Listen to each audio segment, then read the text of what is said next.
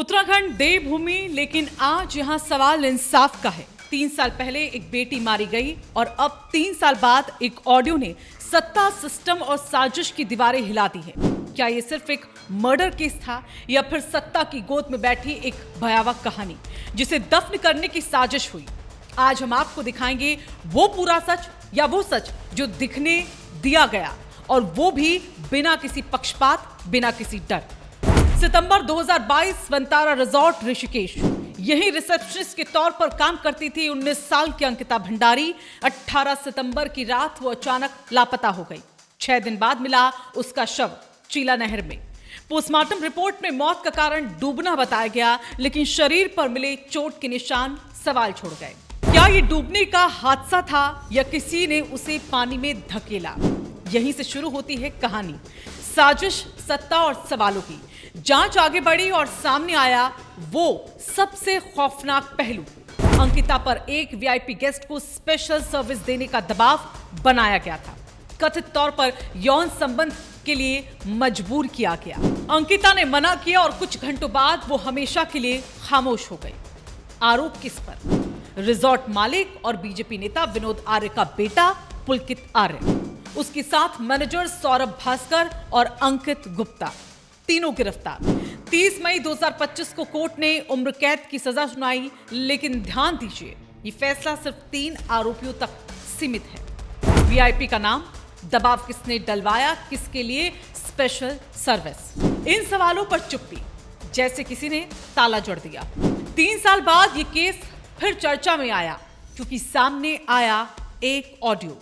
BJP के पूर्व विधायक सुरेश राठौर की पत्नी उर्मिला सनवाकर ने एक ऑडियो जारी किया।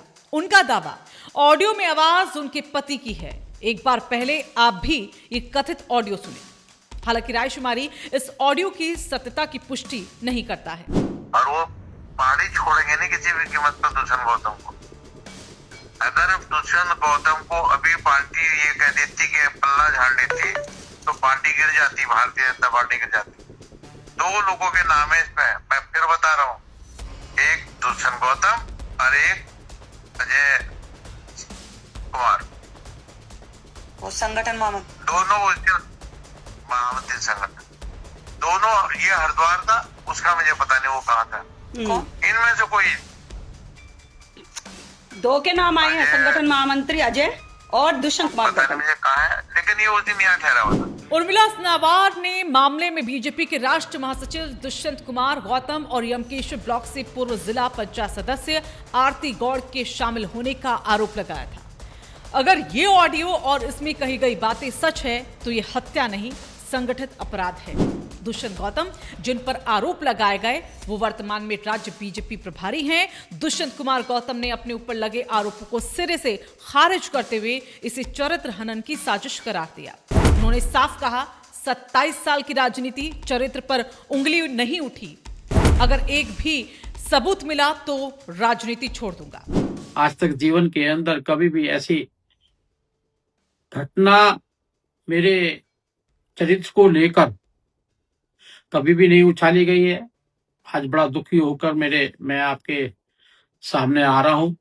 जिस प्रकार के कुछ असामाजिक लोग, गलत प्रवृत्ति के लोग जो मेरी छवि को धूमिल करना चाहते हैं, ऐसा प्रयास कर रहे हैं, ऐसे सभी लोगों को मैं आगाह करना चाहता हूं।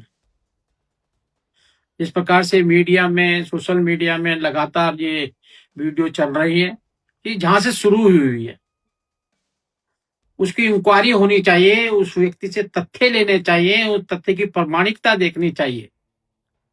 सब चीज के लिए मैं तैयार हूं, लेकिन जो भी लोग ये भ्रम फैलाने का काम कर रहे हैं, मेरी छवि को धूमिल करने का काम कर रहे हैं, मैं उनको आगाह करना चाहता हूं। इसकी सबकी जांच की जाएगी।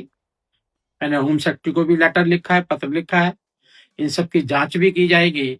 और मूलतः जिस व्यक्ति ने ये षड्यंत्र रचा है उस पर कानून कार्रवाई भी की जाएगी और मानहानि का मुकदमा भी करूंगा। वहीं पूर्व विधायक राठौर का बयान सुनिए, वो क्या कहते हैं कि ये ऑडियो एआई से बनाया गया है, साजिश है, फोरेंसिक जांच होनी चाहिए। यानी आरोप और बचाव दोनों आमने सामने खड़े हैं। कांग्रेस ने इसे लपक लिया। सुप्रीम कोर्ट की निगरानी में सीबीआई जांच की मांग करते हुए कांग्रेस सड़कों पर न्याय की लड़ाई के लिए उतर आई है। कांग्रेस के प्रदेश अध्यक्ष गणेश गोदियाल ने क्या कहा, चलिए ये भी आपको सुनाते हैं।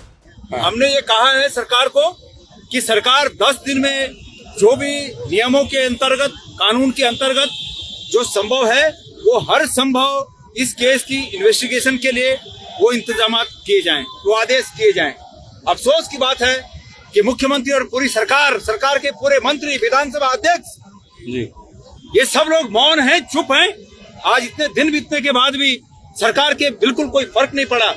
इसलिए पूरा प्रदेश आंदोलित है और हम सरकार की चूरे हिला देंगे, ईंट से ईंट बजा देंगे। इस मामले पर सरकार ने एसआईटी बनाई। एसआईटी ने 3 मुख्य आरोपियों पर चार्जशीट दाखिल की। 2 साल 8 महीने बाद ट्रायल पूरा और कोर्ट ने उम्र कैद सजा सुनाई। नए दावों के सामने आने के बाद अंकिता भंडारी के परिजनों की ओर से भी एक बार फिर से न्याय की मांग उठ गई है। उन्होंने सरकार से मामले में त्वरित कार्रवाई करने की अपील की। अंकिता के पिता वीरेंद्र सिंह भंडारी ने अभिनेत्री उर्मिला सनवाकर से अपील की है कि अगर उनके पास मामले से जुड़े हुए कोई ठोस सबूत हैं तो उन्हें सार्वजनिक मंचों के बजाय अदालत के सामने रखना चाहिए ताकि पूरी पारदर्शिता सुनिश्चित हो सके।